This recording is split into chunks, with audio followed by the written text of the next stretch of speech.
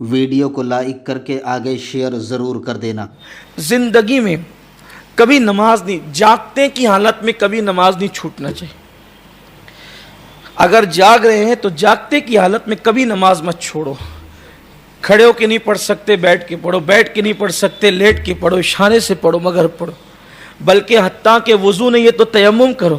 تیمم کا بھی کوئی انتظام نہیں ہے، نہ وضو کا انتظام ہے نہ تیمم کا انتظام ہے، تو فقہا فرماتے ہیں کہ کم از کم نماز جیسی صورت ہی بنا لو۔ لیکن اب بھی نماز چھوڑنے کی اجازت نہیں ہے، اب بھی نماز، اس لیے کہ ایک وقت کی نماز ہم نے جو ترک کی ہے نا، اگر اس کے عوض میں ساری زندگی نماز پڑھتے رہیے، وہ جو فضیلت تھی نماز کی، اب اس فضیلت کو آپ نہیں پہنچ سکتے۔ میرے آقا صلی اللہ علیہ وآلہ وسلم فرماتے ہیں جو فجر کی 2 رکعت سنتیں پڑھتا ہے یہ اس کے لیے پوری دنیا کی نعمت سے بڑھ کر ہے۔ سنت کی یہ برکتیں ہیں تو فرض کی برکت کیا ہوگی؟ بڑی عظیم چیز ہے نماز۔ اور حضور سرکار احمد نوری، سرکار نوری میاں ابو الحسین احمد نوری رحمۃ اللہ علیہ، شاید ان کا عرس آج یا کل گزرا ان کا عرس، تو عرس پاک ان کا تھا کل۔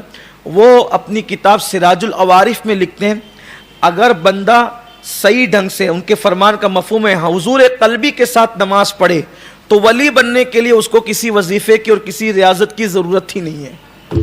اگر صحیح طور پہ وہ نماز پڑھے نا حضور قلب کے ساتھ تو وہ اللہ تبارک و تعالیٰ اس کو اپنا دوست اور ولی یوں ہی بنا لیتا ہے۔ نماز کو لوگ سمجھتے کیا ہیں؟ اگر ہم صرف نماز کے پابند بنے، ہم نے دیکھا ہے کہ بندہ اگر اللہ کے لیے نماز کا پابند بنتا ہے، صحیح معنی میں وہ نماز کا پابند بنتا ہے، تو اس کو بہت برکتیں نصیب ہوتی، کیونکہ نماز افضل العبادات ہے، اہم العبادات ہے۔ اس کی میں کیا فضیلتیں بار بار ہم سنتے رہتے ہیں، اس سے بڑی فضیلت کیا ہوگی؟ توجہ آپ کی اگر ہے تو عرض کروں، نماز کی اس سے بڑی فضیلت کیا ہوگی؟ جتنے احکامات اللہ نے دیے پردے کے پیچھے سے دیے، صرف سمجھانے کے لیے کہہ رہا ہوں، اللہ تعالیٰ آگے پیچھے سے اوپر نیچے سمتوں سے پاک ہے، لیکن سارے احکامات پردے میں دیے، یعنی کہ قدرت پردے میں تھی اور احکامات آ رہے تھے، لیکن جب نماز دینے کی بات آئی تو خود بے پردہ ہو کر کے بلا کر کے عطا فرمایا، سارے احکامات زمین پر بھیجے، اور جب نماز کا حکم دینا ہوا تو محبوب کو لامکاں پر بلایا اور بلا کر کے اللہ تعالیٰ نے نماز عطا فرمائی۔ اس سے نماز کی اہمیت پتہ چلتی ہے۔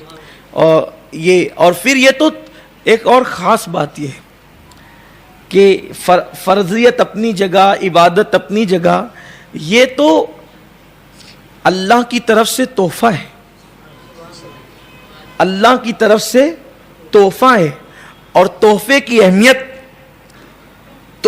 اہمیت جاہلوں سے نہیں، تحفے کی اہمیت اجٹ لوگوں سے نہیں، تحفے کی اہمیت اہل محبت سے پوچھو، اس لیے کہ ہائے ہائے کیا بات ہے، تحفہ جس بارگاہ سے آتا ہے، مثال کے طور پر اگر کوئی دوست کسی دوست کو تحفہ دے، بڑی بات، استاد شاگرد کو دے اور بڑی بات، پیر مرید کو دے اور بڑی بات، ولی اپنے ماننے والے کو دے اور بڑی بات، صحابی اپنے غلام کو دے اور بڑی بات، نبی اپنے امتی کو دے اور بڑی بات، اس سے بڑی بات کیا ہے کہ خدا نے اپنے بندوں کو دیا ہے،